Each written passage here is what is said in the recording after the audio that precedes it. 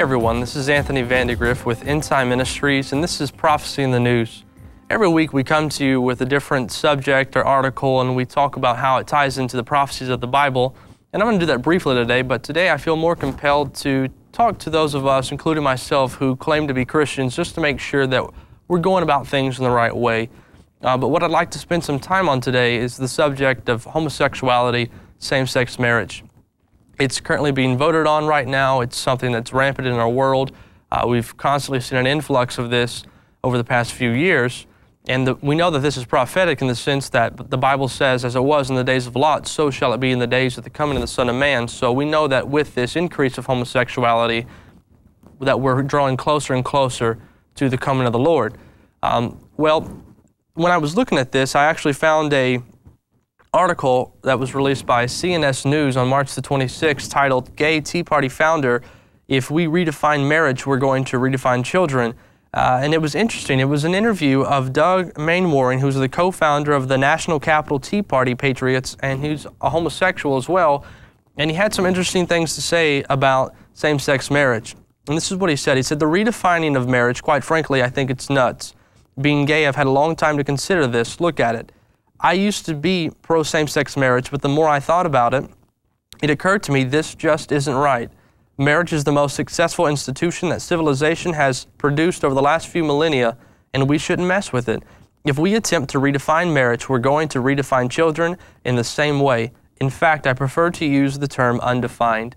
So this man who claims and openly professes to be a homosexual says that same-sex marriage just isn't right. He acknowledges that something's wrong with it, and the Bible actually verifies this in Romans chapter 1, verses 26 and 27. It says, "For this cause God gave them up unto vile affections, for even their women did change the natural use into that which is against nature, and likewise also the men, leaving the natural use of the woman, burned in their lust one toward another, men with men working that which is unseemly, and receiving in themselves that recompense of their error, which was meat."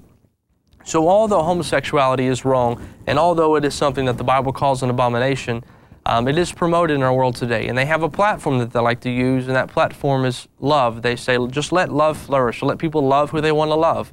The problem is a lot of people don't actually know what true love is, and a main reason for that is because true love isn't promoted. So the question today is, what is love?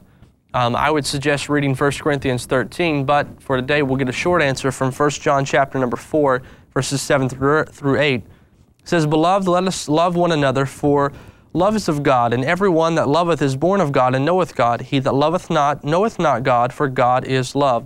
So God is love. When you know God, when you have a relationship with God, you then experience true love, and you then have the ability to disperse that to others. The Bible says that in the same manner that God loved us, we should love one another, and we should love others around us. So how did God love us? John 15:13 says, "Greater love hath no man than this, that a man laid down his life for his friends." Romans chapter 3 tells us that God died for us while we were still sinners, while we were ungodly. So even though we did not recognize God as one of our friends and we still lived a life in sin, God still gave everything that He had for the sake of us being saved, and He still viewed us as His friends in spite of our current condition.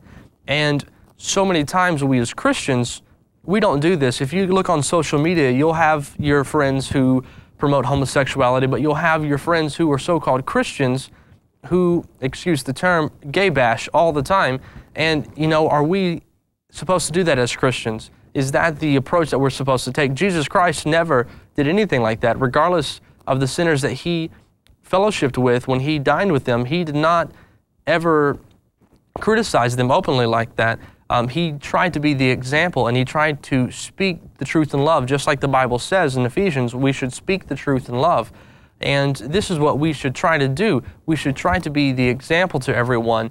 The Bible says in 1 Peter 2:9, "But ye are a chosen generation, a royal priesthood, and holy nation, a peculiar people, that ye should show forth the praises of Him who hath called you out of darkness into His marvelous light." We should show forth the praises of God. Our life should be an example. We need to let our light shine so that people can see what they're actually missing. An interesting illustration that I'll give is when I was a young kid, me and my family, we went to Mexico on a vacation. And we went to one of these little shops, and there was just a little trinket, I guess, and it was kind of a tube, and you could stick your fingers in the sides, and when you tried to pull your fingers apart, you couldn't get your fingers out. And as a young kid, I put my fingers in, and I tried as hard as I could. I did everything that I could to get my fingers out, but I couldn't get free from this little contraption. Well, I looked at my dad, and I watched what he did, and he got his fingers, and he pushed them in, and then he pulled his fingers out, and he was free.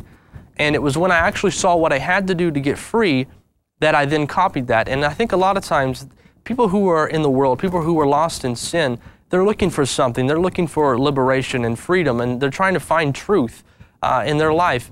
And so many times, they don't see it from the church because we're not showing them what we have to do and what we had to do ourselves to get that. And I think it's a big thing that we need to do. If we would be an example, if we would show the truth, you know, what kind of an impact would we have on this world today? So it's just some food for thought. We need to be the change that we want to see in this world, and we need to promote the truth of Jesus Christ and show the true love of God in our lifestyles and the way that we speak, and we need to be that example. So I hope this is helpful to you today. Thank you for watching.